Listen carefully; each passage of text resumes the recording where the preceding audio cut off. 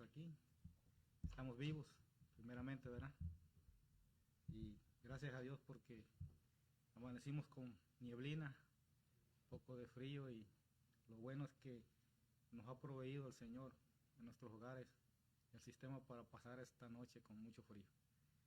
Bueno, vamos a orar, hermanos, y poner este tiempo en las manos de Dios. Nos ponemos en pie.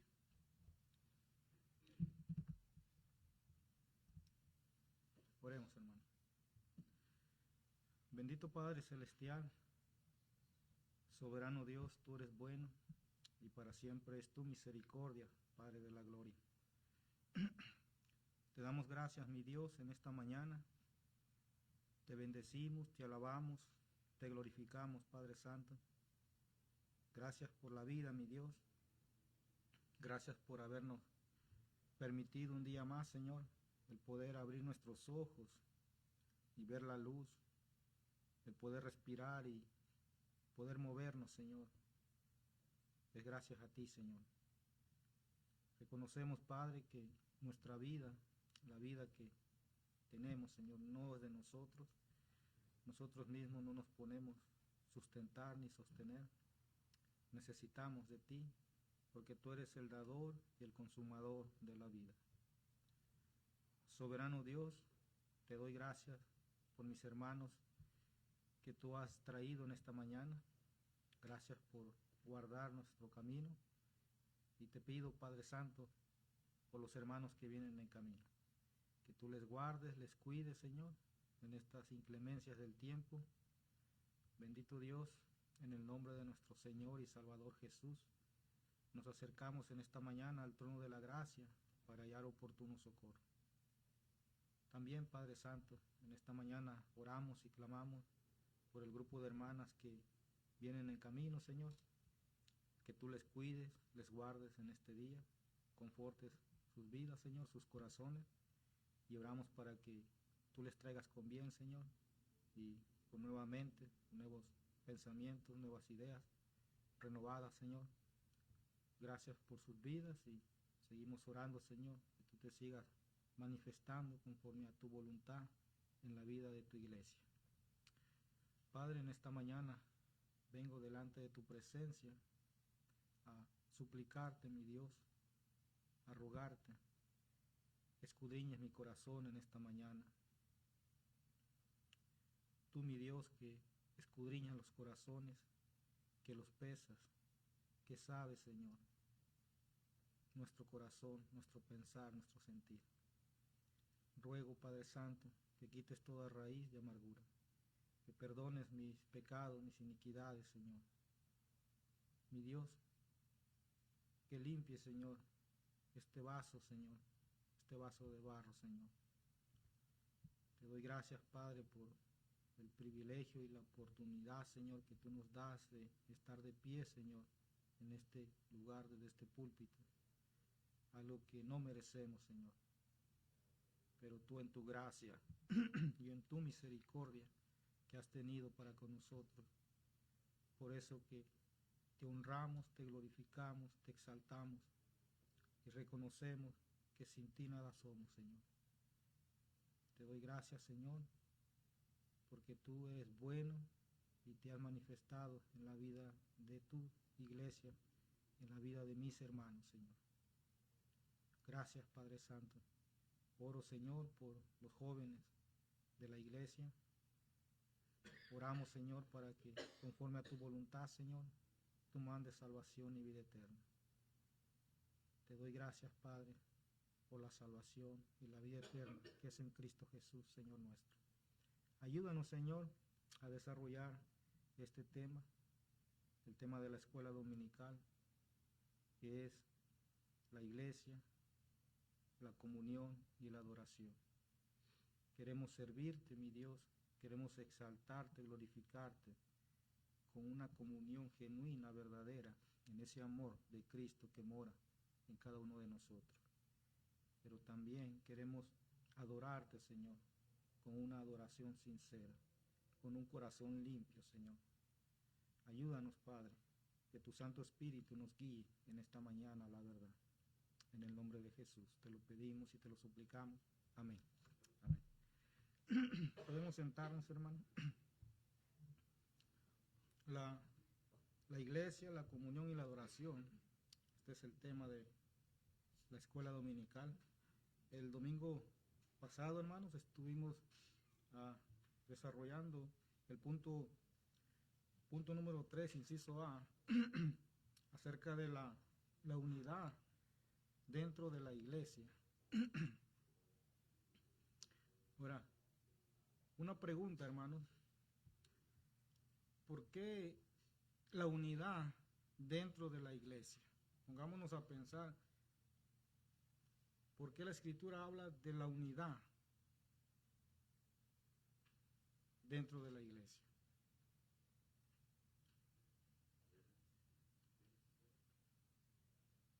¿Por qué, hermanos?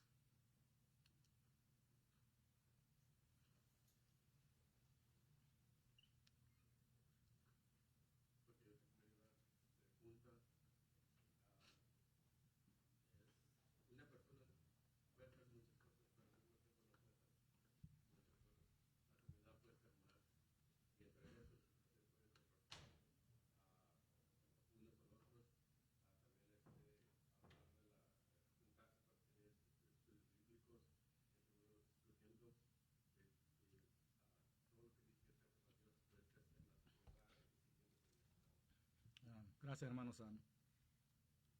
En las Escrituras, hermano, encontramos que la iglesia de Cristo es un cuerpo, ¿verdad? Y el cuerpo que es la iglesia de Cristo, dice la Escritura que nos componemos por partes. O sea, pone este ejemplo el Señor de un cuerpo humano: una cabeza, un brazo, un dedo, un ojo, una oreja. Pero somos ¿qué? ¿Un solo qué? Un solo cuerpo, hermano. O sea, la iglesia de Cristo es uno, es una, hermano. No son muchas, es una, como un cuerpo, ¿verdad? Entonces, ¿cómo trabaja nuestro cuerpo? No soy doctor, no tengo mucho conocimiento en esto pero creo que los hermanos que han estudiado más, conocen más. ¿Cómo trabaja un cuerpo, hermano? ¿O cómo trabaja nuestro cuerpo?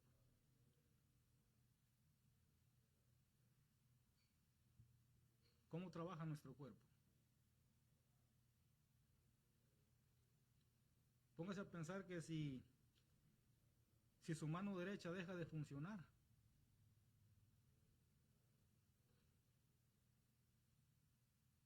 pero usted tiene la mano izquierda.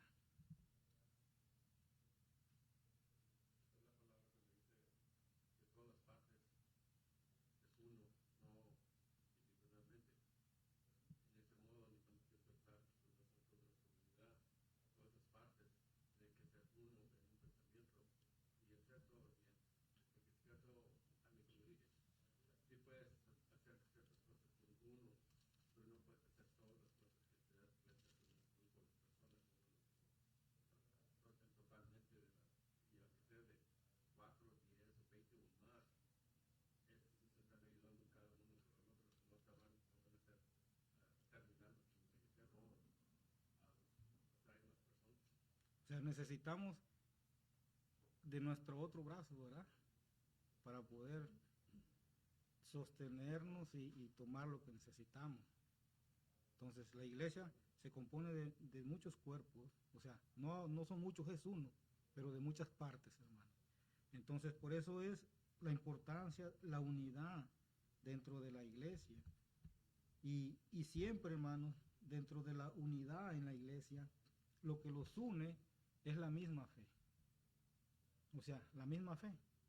¿La fe en quién? En Cristo Jesús. O sea, es Cristo quien nos ha traído, es Cristo quien nos ha rescatado, es Cristo quien ha dado su vida. Y nos une a Él. Entonces, ese punto es muy importante, hermano. También estuvimos viendo que debemos promover la unidad, o sea, debemos de promover la unidad dentro de la iglesia. Ese punto también lo estuvimos analizando, que debemos de promover la unidad también debemos de tener esa responsabilidad de esforzarnos en esa unidad en la iglesia. Entonces, el punto final que culminamos el domingo pasado, lo encontramos en Filipenses capítulo 2, hermano. Filipenses 2. Y de aquí queremos iniciar. Filipenses capítulo 2, versículo 1 al 4. Y mire cuál es la clave principal para mantener la unidad dentro del cuerpo de Cristo. ¿Cuál es la clave para mantener la unidad dentro del cuerpo de Cristo? ¿Alguien lo tiene, hermano? ¿Lo puede leer? Filipenses capítulo 2 del 1 al 4. Amén.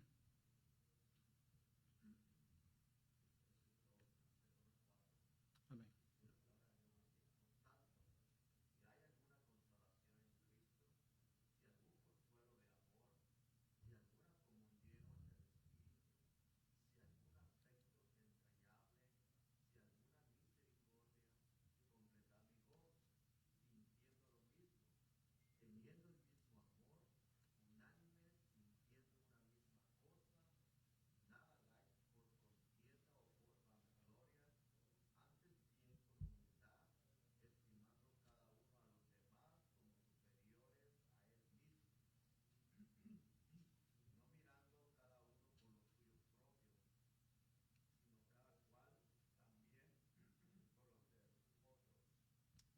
Gracias, hermano Federico.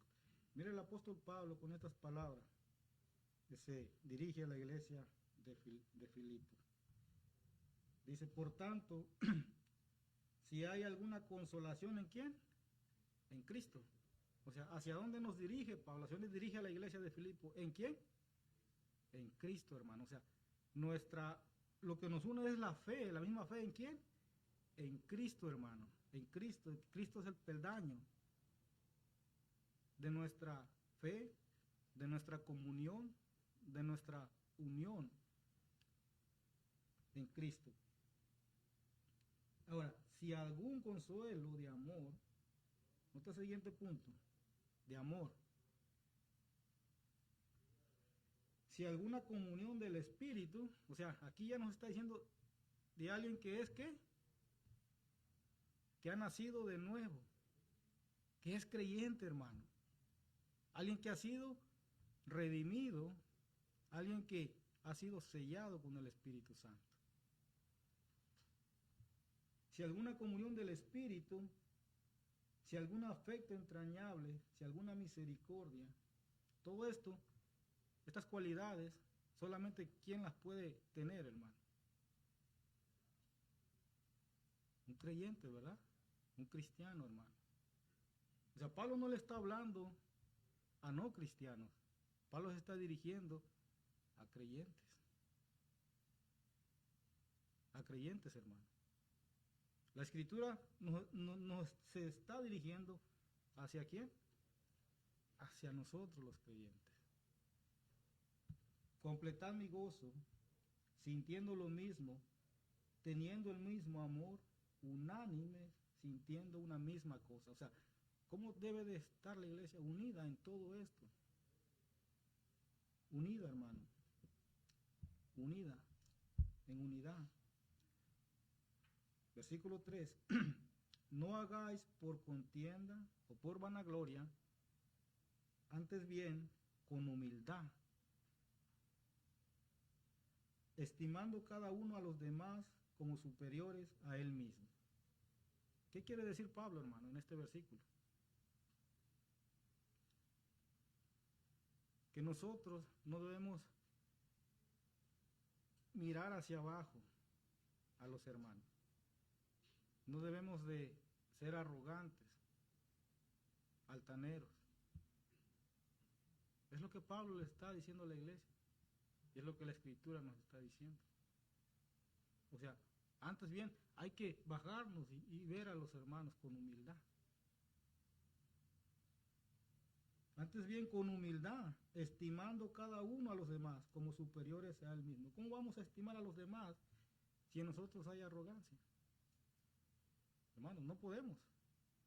No podemos. Necesitamos ser humildes para estimar al hermano, para considerar al hermano. Y mire, versículo 4. no mirando cada uno por lo suyo propio, o sea, no mirando por mi interés, por mis intereses, no, sino cada cual también, ¿por quién? Por los otros. O sea, unos a otros, hermano, como la Escritura nos manda. O sea, el punto es, hermano,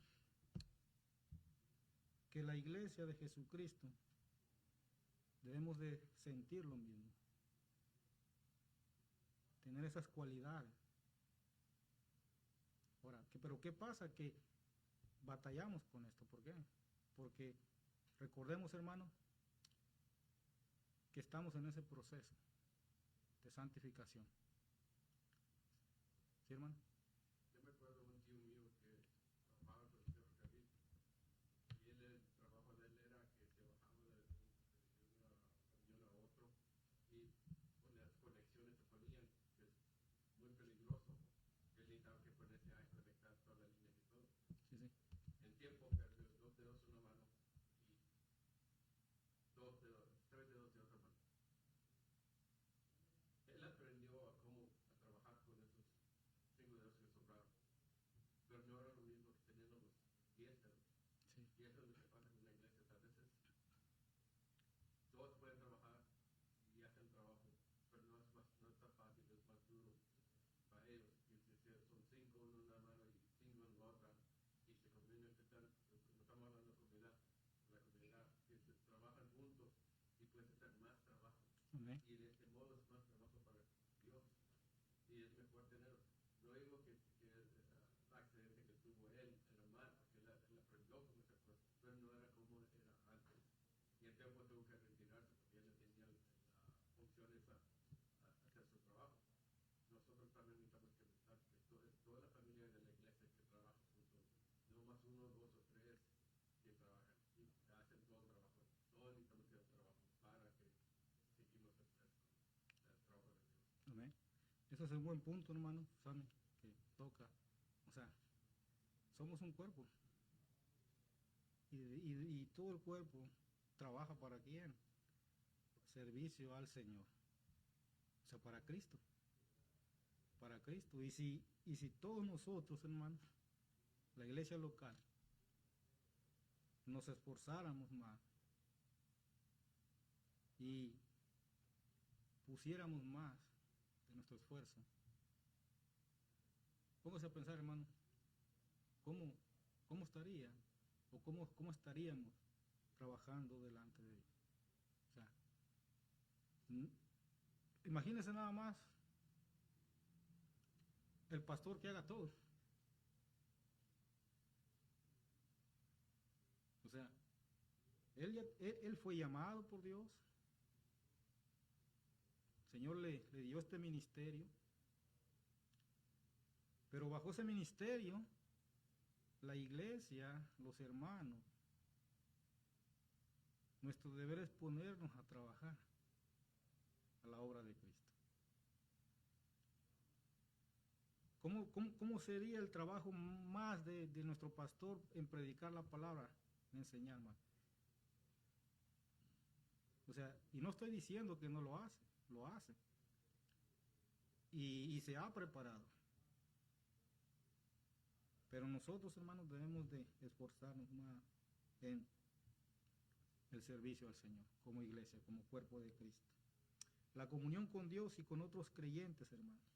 Las escrituras son claras en cuanto al creyente, a la comunión con Dios Padre, Hijo y Espíritu Santo. O sea, no solamente tenemos comunión, hermanos, el cuerpo de Cristo, sino que nuestra primer comunión es ¿con quién? Para con Dios. Para con Dios. Vayamos a Primera de Juan.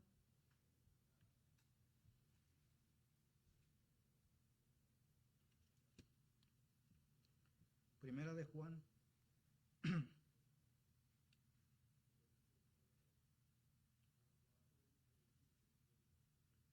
Capítulo 1, versículo 3, hermano.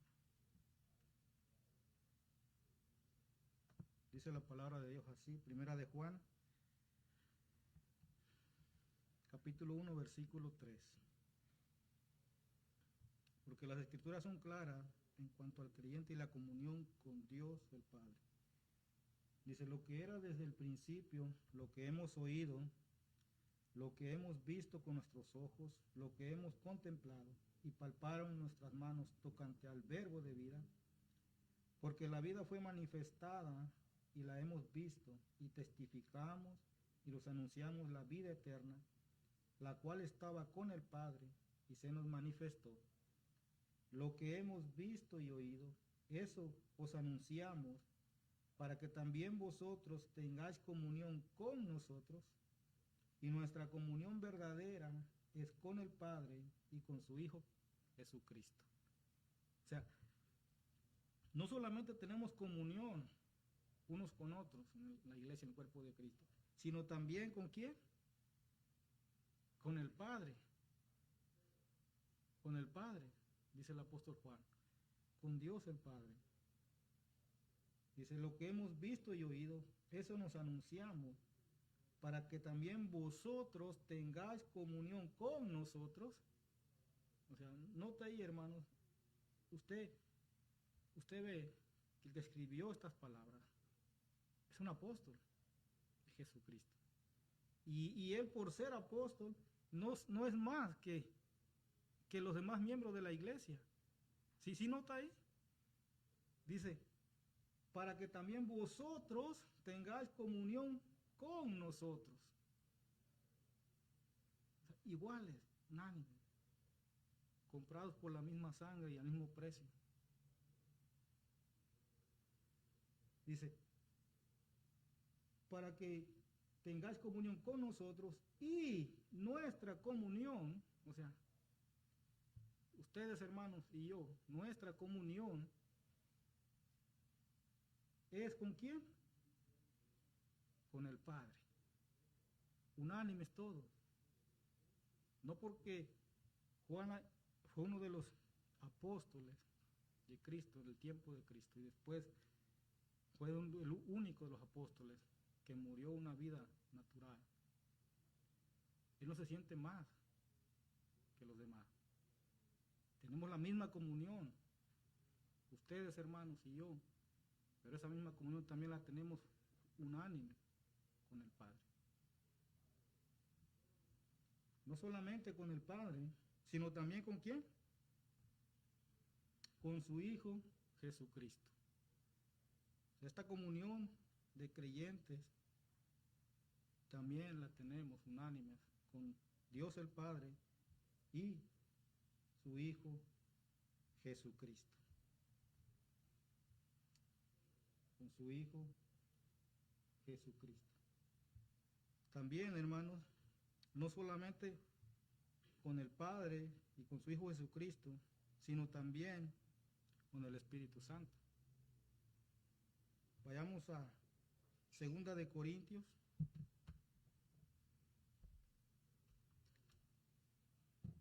La palabra comunión, hermano, en el griego es koinonia. Koinonia implica participación, compañerismo, comunicación.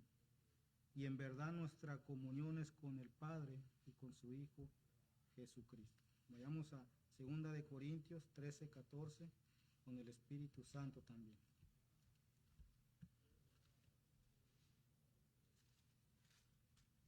Segunda de Corintios.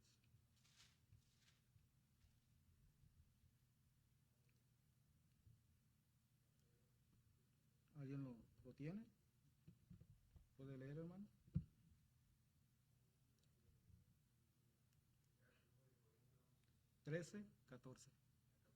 Capítulo 13, versículo 14, hermano.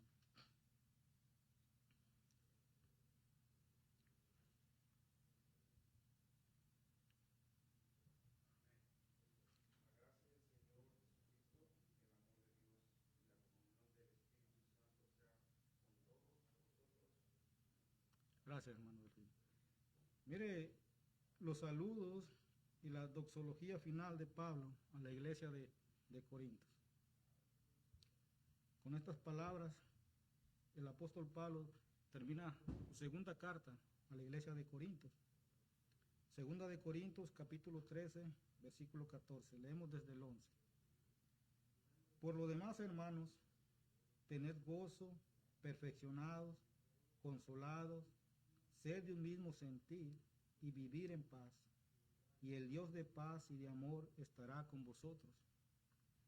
Saludaos unos con otros con ósculo santo. Todos los santos los saludan. La gracia del Señor Jesucristo, el amor de Dios y la comunión del Espíritu Santo sean con todos vosotros. Amén. Saludo del apóstol Pablo, hermano. Miramos que está citando la Trinidad de Dios. La Trinidad de Dios. Porque nuestra comunión es con el Señor Jesucristo, en el amor de Dios y la comunión, ¿con quién? Y la comunión del Espíritu Santo.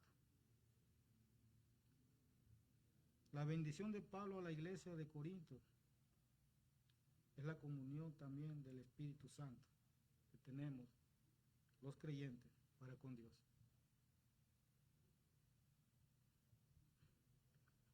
Con otros creyentes también, hermano. A otros creyentes. Primera de Juan, capítulo 1 y 7. Es la comunión con Dios y con otros creyentes. Primera de Juan, capítulo 1, versículo 7.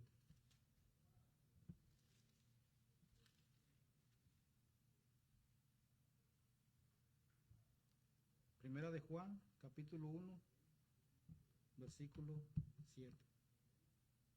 Dice la palabra de Dios así. Este es el mensaje que hemos oído de Él y los anunciamos. Dios es luz y no hay ninguna tinieblas en Él.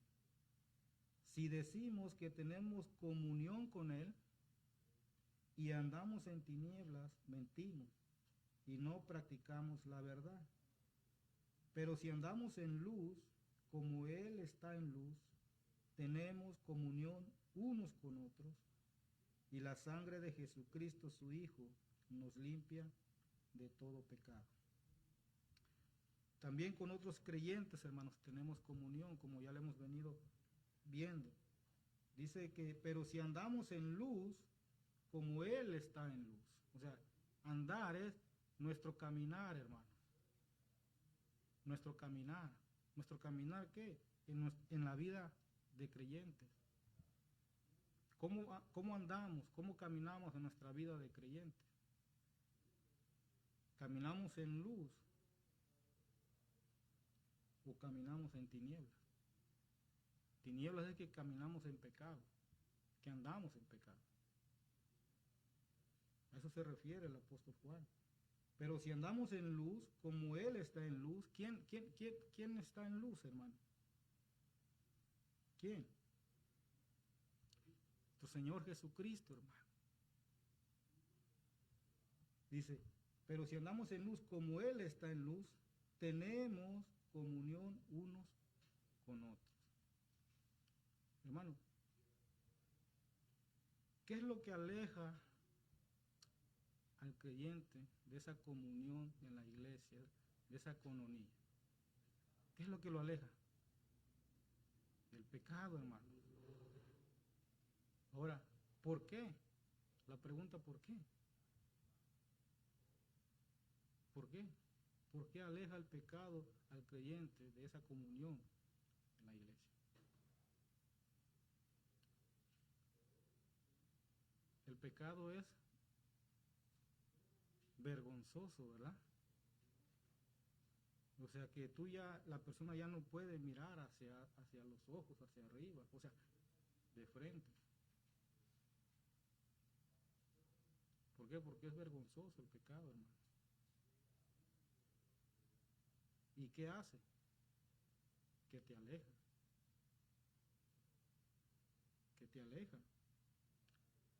Entonces, pero si andamos en luz, como Él está en luz, y nuestro caminar, nuestro andar de creyentes, hermano, es en ese temor de Dios.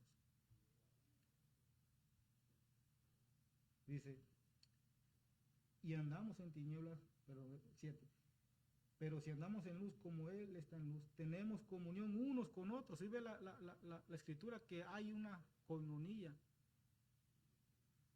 O sea, ¿por qué? Porque este hermano anda en luz, pero en el momento que cae o practica el pecado, empieza a ver esa vergüenza en él. Y esa misma vergüenza lo orilla a no querer estar en la iglesia. ¿Por qué? Porque sabe que ha pecado, ha fallado. Ha fallado, entonces, y no anda en luz. Pero, tenemos comunión unos con otros, y la sangre de Jesucristo, su Hijo, nos limpia de todo pecado. ¿Qué necesitas, hermano? Para que sea regenerado. ¿Qué necesita? Arrepentirse, ¿verdad? ¿Arrepentirse de qué? De su pecado. De su pecado, hermano. ¿Y quién lo va a regenerar? ¿Quién lo va a traer de nuevo o lo va a poner en el cuerpo de Cristo, en esa comunión?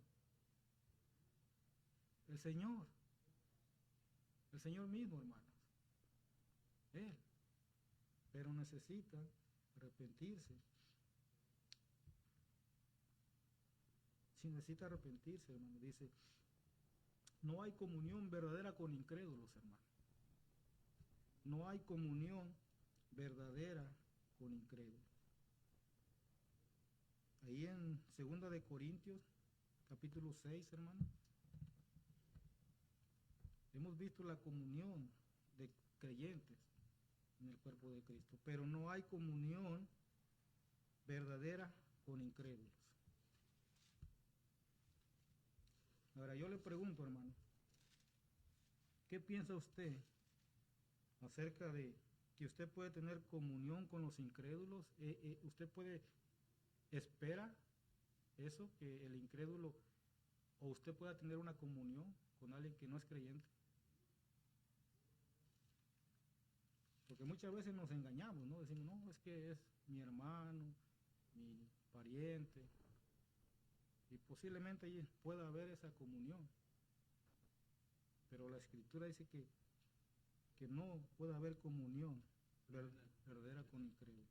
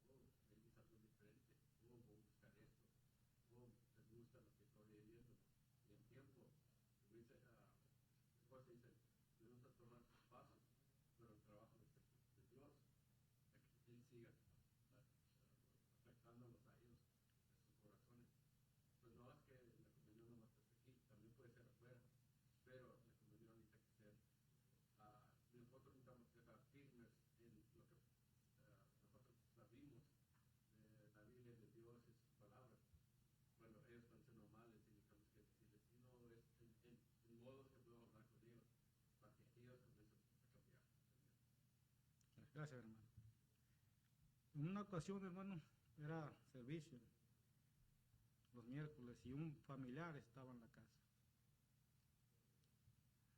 O sea, yo le dije al familiar, te invito, vamos a la iglesia, ¿gustas? Pero yo debo estar en la iglesia, porque es miércoles. Hermanos, en ese momento cambió su semblante. Estábamos comenzando, platicando bien todo estaba perfecto.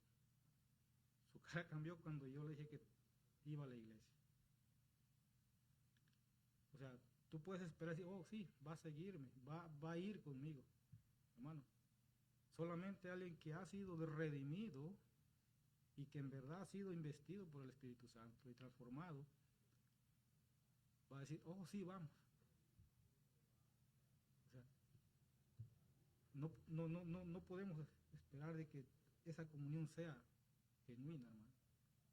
O sea, no hay comunión verdadera con incrédulos. La comunión verdadera no se puede disfrutar con incrédulos. Mi anhelo era estar en la iglesia, pero el de mi familiar incrédulo era seguir ahí en la clase, platicando y conversando y viendo los sucesos pasados. ¿Sí me entiende, hermano?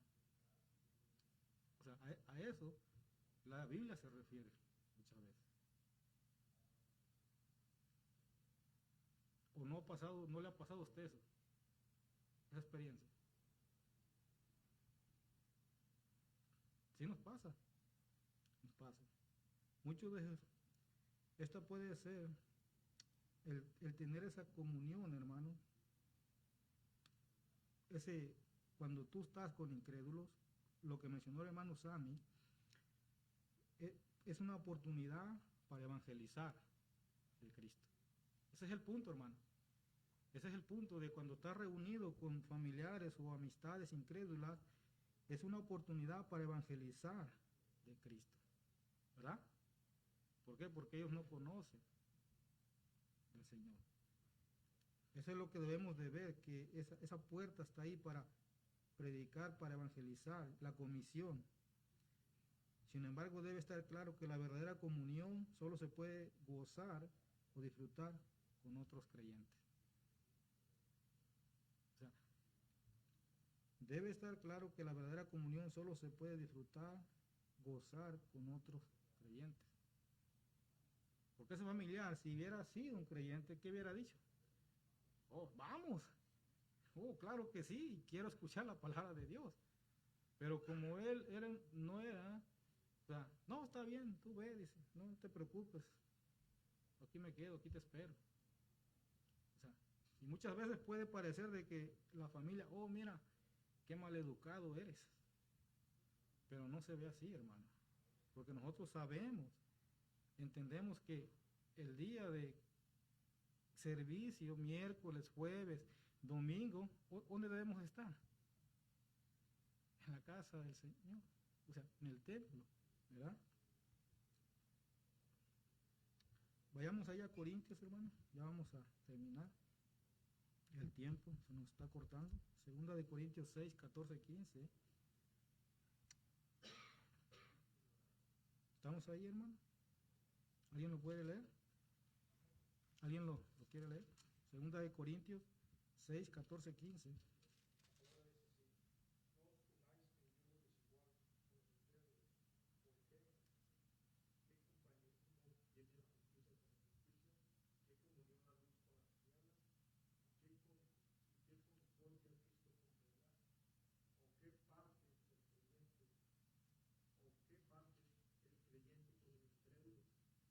Amén. Gracias, hermano Carlos. Aunque aquí el apóstol Pablo, hermano, está hablando acerca de la unión, ¿verdad? En yugo desigual con los incrédulos. Por ejemplo, un creyente toma por mujer a una incrédula. ¿Está uniéndose con quién?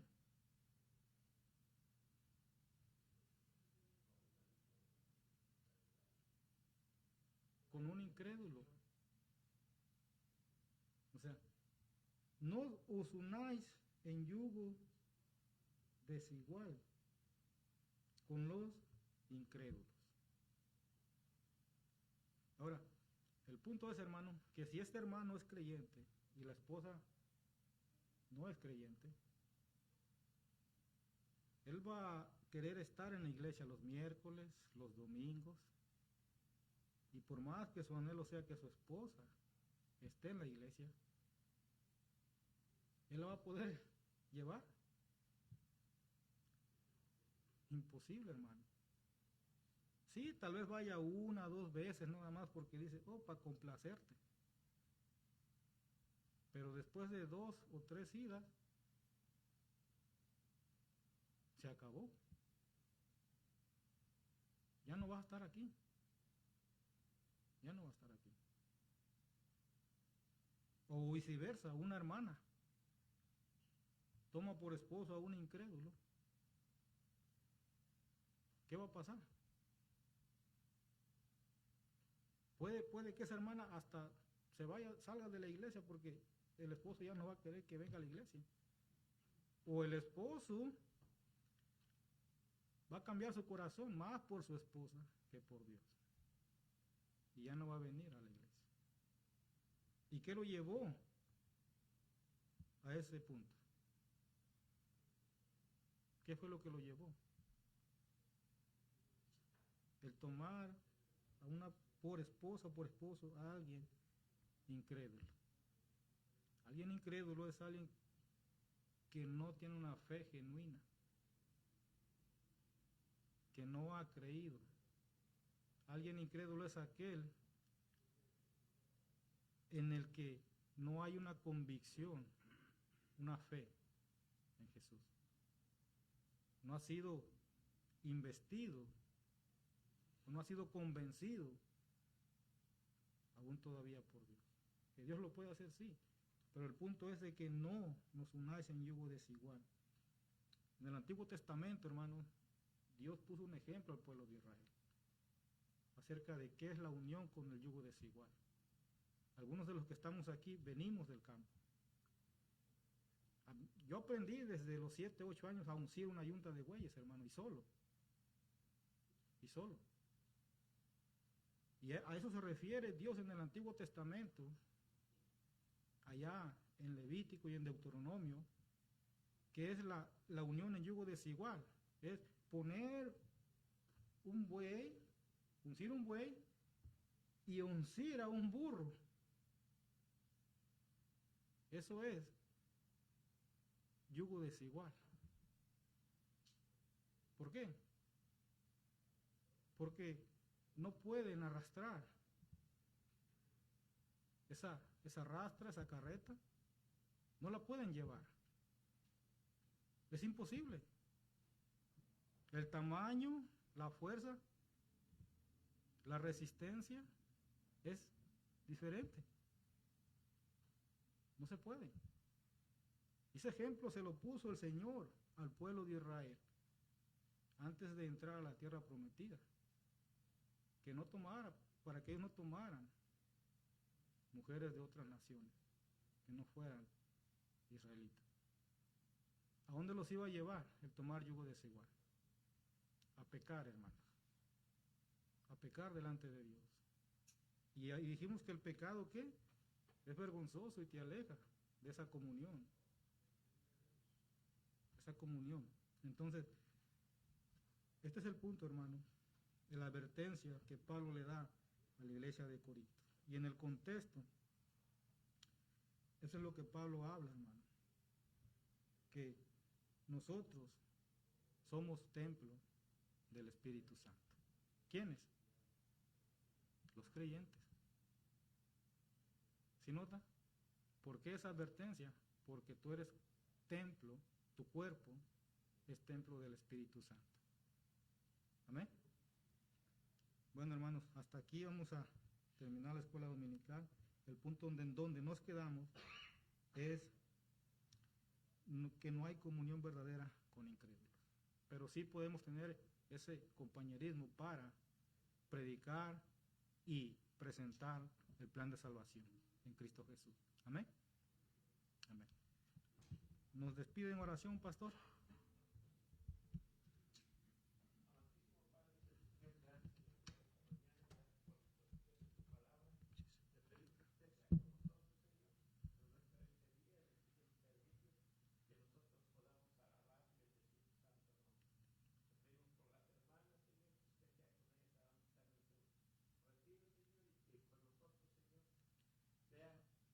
Poniéndonos en nuestro corazón el